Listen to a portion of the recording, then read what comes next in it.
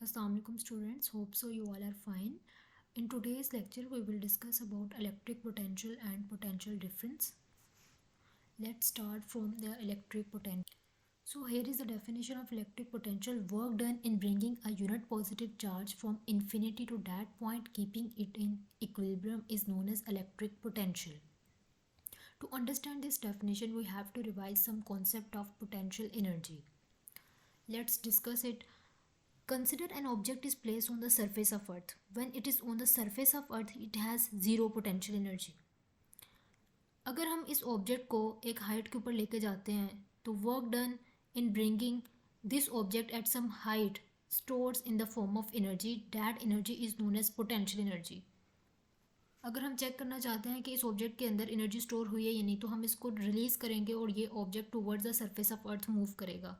It's mean कि जो work done किया अगेंस्ट द ग्रेविटी वो स्टोर हो गया in the form of energy that is gravitational potential energy.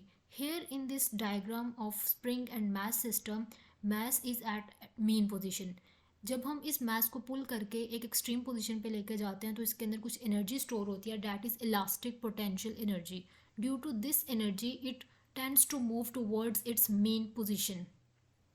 And now we will discuss that if there is a charge present in the electric field between the positively charged plate and negatively charged plate, then how work done against the electric field store energy in it.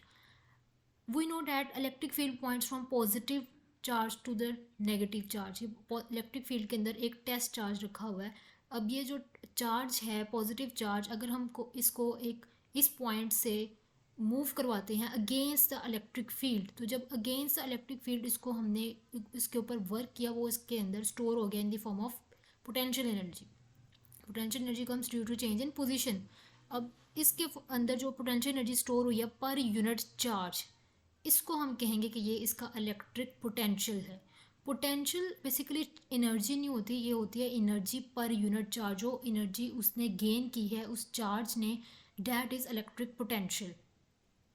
हमें पता है जो positive charge है वो negative plate के पास होता है, जो नेगेटिव चार्ज है वो पॉजिटिव प्लेट की तरफ जाता है. अब यहाँ से पॉजिटिव चार्ज को हमने against the electric field move करवाया तो उसके अंदर जो एनर्जी स्टोर हुई per unit charge that is known as electric potential. Now we will understand the concept of reference point. अगर एक ग्रेविटेशनल फील्ड है तो उसके अंदर रेफरेंस पॉइंट हम कैसे लेते हैं. किसी भी चीज़ को मेजर करने के लिए हमें कुछ ना कुछ रेफरेंस डिसाइड करना पड़ता है. अब इस डायग्राम के अकॉर्डिंग आप देख सकते हैं कि हमारे पास 3 टाइप्स ऑफ ऑब्जर्वर हैं. एक ऑब्जेक्ट है जो किसी हाइट के ऊपर सरफेस ऑफ अर्थ पर प्रेजेंट है. 3 टाइप्स ऑफ ऑब्जर्वर, तीनों की ऑब्जर्वेशंस डिफरेंट आएंगी. जो first according to first observer जो ऑब्जेक्ट है वो एट सम हाइट है and due to this height उसके पास जो पोटेंशियल एनर्जी है that is positive potential energy object के पास. सेकंड ऑब्जर्वर के according object at the surface of earth है, वो ज्यूम करता है कि ऑब्जेक्ट की पोटेंशियल एनर्जी ज़ीरो है. और जो थर्ड ऑब्जर्वर है उसके अकॉर्डिंग जो ऑब्जेक्ट है वो एट सम डेप्थ है और उसके अकॉर्डिंग पोटेंशियल एनर्जी उसकी नेगेटिव पोटेंशियल एनर्जी है because it is at lower height. तो तीनों ऑब्जर्वर की जो ऑब्जर्वेशंस हैं वो डिफरेंट क्यों हैं? डिफरेंट इसलिए हैं क्योंकि उन लोगों ने जो रेफरेंस पॉइंट लिया है दैट इज़ ग्राउंड. तो ग्राउंड के रेफरेंस पॉइंट लेने की वजह से तीनों की ऑब्जर्वेशंस डिफरेंट आई हैं बिकॉज ग्राउंड यहाँ पे जो सरफेस है वो अनइवन सरफेस है.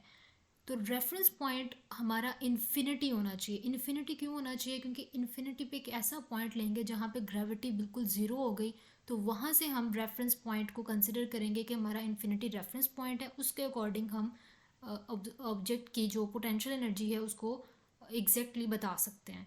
सिमिलरली चार्ज के केस में क्या होगा कि ये हमारे पास कंसिडर करें एक पॉजिटिव चार्ज है और पॉजिटिव चार्ज की जो इलेक्ट्रिक फील्ड है हमें पता है उसकी जो इलेक्ट्रिक फील्ड है पॉइंटेड आउटवर्ड होती है. इस इन्फिनिटी एक ऐसा पॉइंट है जहाँ पर पोटेंशियल ज़ीरो है. अब इन्फिनिटी से हम एक टेस्ट चार्ज को ला रहे हैं electric field of positive charge के पास. अब यहाँ पर एक पॉइंट है P जिसके ऊपर हमने पोटेंशियल को कैलकुलेट करना है. अब इलेक्ट्रोस्टैटिक इक्विलिब्रियम क्या होता है इसको हम ये इस डायग्राम से समझेंगे. हमने इन्फिनिटी से एक टेस्ट चार्ज को लाया with in the electric field of the positive charge. तो यहाँ पे हम फोर्स अप्लाई कर रहे हैं and positive charge is applying equal and opposite repulsive force on this test charge. Both forces equal and opposite in magnitude cancel each other's effect. Therefore, there is no net force, no acceleration, and charge is moving with a constant speed, with a uniform speed. Hence, an electrostatic equilibrium is maintained. So, जो definition थी electric potential की, अब वो हमें clear है कि work done in bringing a unit positive charge from infinity to that point keeping it in equilibrium, कि electrostatic equilibrium होना चाहिए। दूसरी बात कि चार्ज जो है वो इन्फिनिटी से किसी एक पॉइंट पे लेके आ रहे हैं और इलेक्ट्रोस्टैटिक इक्विलिब्रियम को मेंटेन करें, तो ये हमारे पास बन जाता है इलेक्ट्रिक पोटेंशियल। नेक्स्ट आते हैं दूसरे पॉइंट पे, electric potential difference. Similarly next जो डायग्राम है उसको देखते हैं कि हमारे पास एक पॉजिटिव चार्ज है, इसकी इलेक्ट्रिक फील्ड लाइंस पॉइंटेड हैं आउटवर्ड। यहाँ पर हमने दो पॉइंट्स को ज्यूम किया, एक पॉइंट ए है और एक पॉइंट बी है। इन्फिनिटी पे हमें पता है ज़ीरो पोटेंशियल होता है। अगर हम इन्फिनिटी को एज अ रेफरेंस लेते हैं और यहाँ से पॉइंट ए और पॉइंट बी पे पोटेंशियल देखते हैं, तो इन्फिनिटी से पॉइंट ए का डिस्टेंस ज़्यादा है और यहाँ पे कंसिडर करें कि यहाँ पे पोटेंशियल ज़्यादा होगा। जिस कंसिडर करें कि इन्फिनिटी से अगर एक पॉइंट ए पर एक चार्ज लेके आते हैं तो उसके लिए हमें यहाँ पॉइंट ए का डिस्टेंस इन्फिनिटी से ज़्यादा, इट्स मीन ज़्यादा वर्क किया हमने चार्ज के ऊपर। जितना ज़्यादा वर्क किया उतना ज़्यादा उसके अंदर पोटेंशियल स्टोर होगा। एंड पॉइंट बी पर डिस्टेंस कम है, जितना कम डिस्टेंस उतना कम वर्क होगा और उतनी कम उसका पोटेंशियल होगा। इट्स मीन पॉइंट ए पे पोटेंशियल ज़्यादा है, पोटेंशियल पॉइंट बी पे लो पोटेंशियल है। और इसको हम चार्ज के अकॉर्डिंग भी एज अ रेफरेंस लेके इसको समझ सकते हैं। जो पॉजिटिव चार्ज है, जो पॉइंट पॉजिटिव चार्ज के करीब है वहाँ पे पोटेंशियल स्ट्रॉन्ग होगा पॉइंट ए पे, और जो पॉइंट बी पॉजिटिव चार्ज से अवे है वहाँ पे पोटेंशियल लो होगा। नेक्स्ट हम पोटेंशियल डिफरेंस क्या होगा। Potential difference basically with in the electric field, आप एक पॉइंट से चार्ज को दूसरे पॉइंट तक लेके जा रहे हैं, तो जो उन दो पॉइंट्स के दरम्यान में डिफरेंस होगा that is known as potential difference. इसका जो मैथमेटिकल फॉर्मूला हमारे पास बनेगा that is delta V is equal to delta U over Q. Delta U is the change in energy. यहाँ पे आप डायग्राम से देख सकते हैं, एक पॉजिटिवली चार्ज प्लेट है, एक नेगेटिवली चार्ज प्लेट है। इसके दरमियान में यहाँ पॉइंट ए पर एक पॉजिटिव चार्ज है। अब यहाँ इस चार्ज को, इस पॉइंट के ऊपर भी इसका कुछ ना कुछ पोटेंशियल है और एक पोटेंशियल एनर्जी है। इस पॉइंट से पॉइंट ए से पॉइंट बी की तरफ जब हम इसको लेके गए तो यहाँ पे हमने इसके ऊपर वर्क किया। जितना ज़्यादा वर्क उतनी ज़्यादा पोटेंशियल एनर्जी स्टोर होगी। तो पॉइंट बी पे पोटेंशियल एनर्जी हमारे पास है यू बी और पोटेंशियल है वी बी। तो पॉइंट बी के ऊपर पोटेंशियल ज़्यादा है as compare to point A, इसलिए यहाँ पे लिखा है V B is greater than V A.